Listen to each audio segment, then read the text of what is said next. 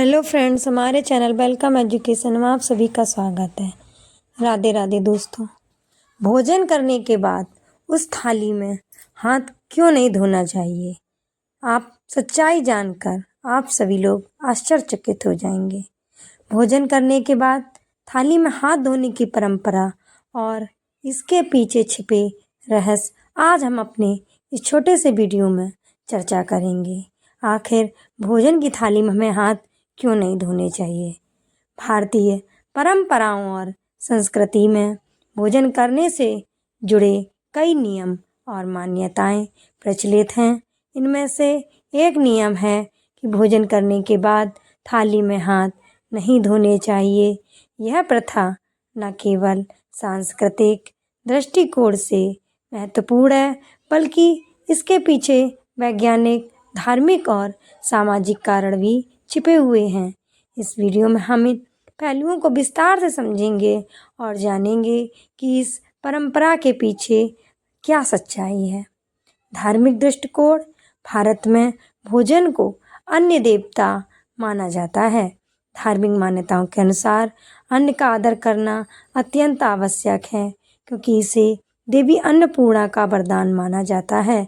भोजन करने के बाद थाली में हाथ धोना अन्न का अपमान समझा जाता है।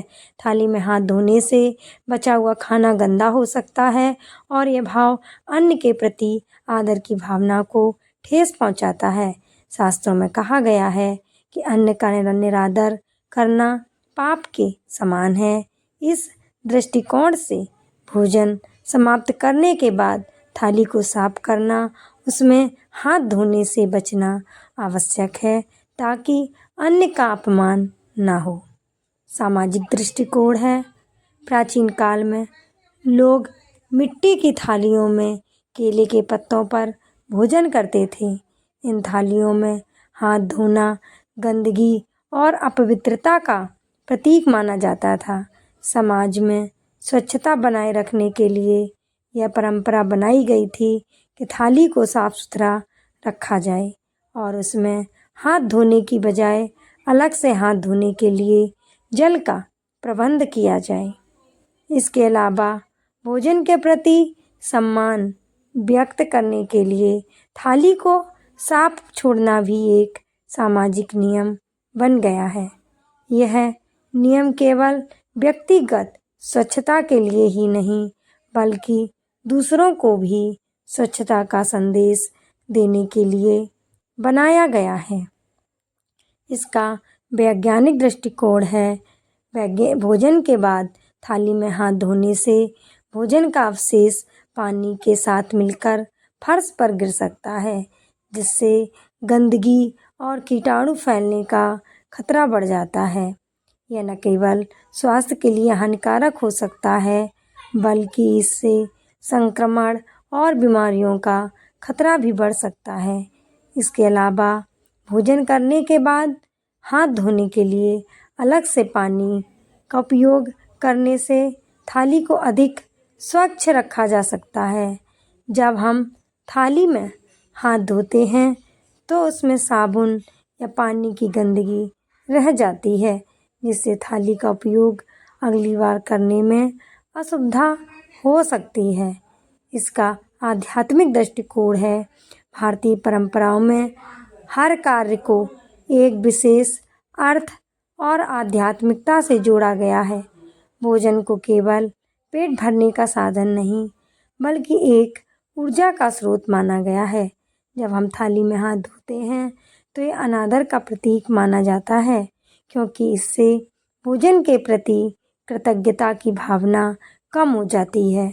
भोजन को भगवान का प्रसाद मानकर ग्रहण करना और उसके बाद थाली को साफ करना एक तरह से भगवान के प्रति कृतज्ञता प्रकट करने का तरीका है। इसलिए थाली में हाथ धोना इस आध्यात्मिक दृष्टिकोण से अनुचित माना जाता है। परंपरा और आधुनिकता का सामंजस्य। आज के समय में भले ही हमारे पास आधुनिक सुविधाएं और स्वच्छता के उपाय उपलब्ध हों, लेकिन परंपराओं का पालन करना हमारी जड़ों से जुड़े रहने का प्रतीक है।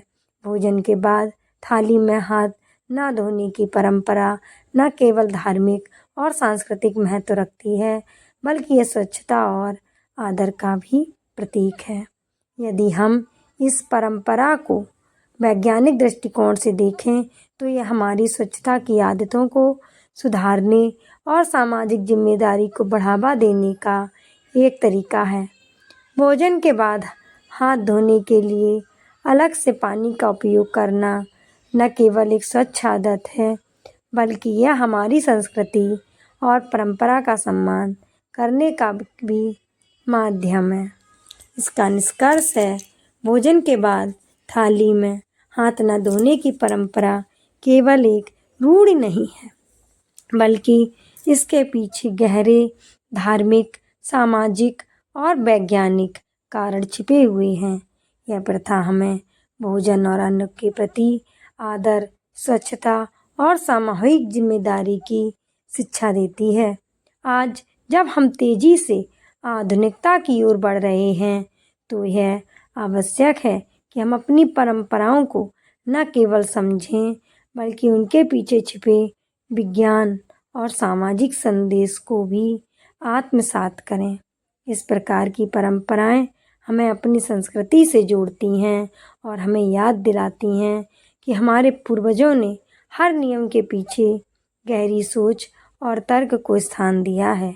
इसलिए भोजन करने के बाद थाली में हाथ धोने की बजाय अलग से हाथ धोने की आदत को अपनाएं और अपनी परंपरा का सम्मान करें।